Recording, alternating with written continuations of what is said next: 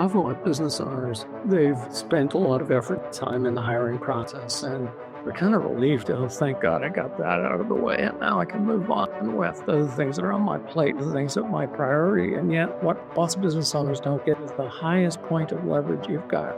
The most significant thing you've got in your business is the degree to which your people are performing well. And how much do you invest in that? My guess is not nearly enough. My guess is it's probably not even 10 minutes of saying hi to the guy, and here's the coffee machine. So how do you change that?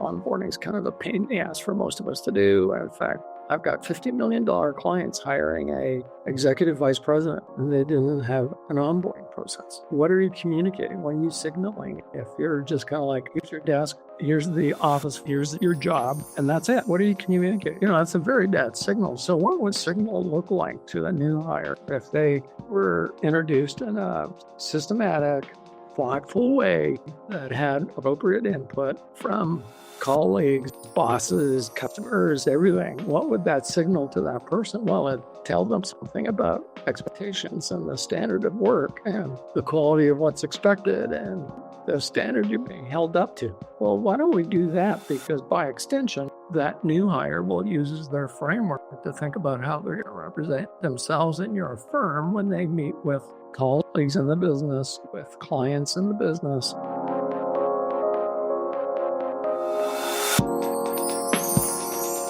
Well, this is a way that ChatGPT is brilliant. Here's a prompt. You've got a welcome onboard message. So this is an email that you could send the day before. Here's an agenda for the first week's worth of activity, some training in month one, as well as some delegation and further training, and a 90-day review at the end of that. Now tell me if that person wouldn't be better equipped to represent your company and be better equipped to actually perform well in your business if you gave them an onboarding process that looked like that. One of my favorite phrases is it's always easier to edit than author. What I mean by that is if you give me something to start with, Chat can get it right. About 80% of it be right, be perfect, be great. Sometimes a little bit better than that. It's much easier to edit that thing that's you started with and refine it, finesse it, make it yours. That takes 10% of the effort that it would take if you started with a blank sheet of paper. So use Chat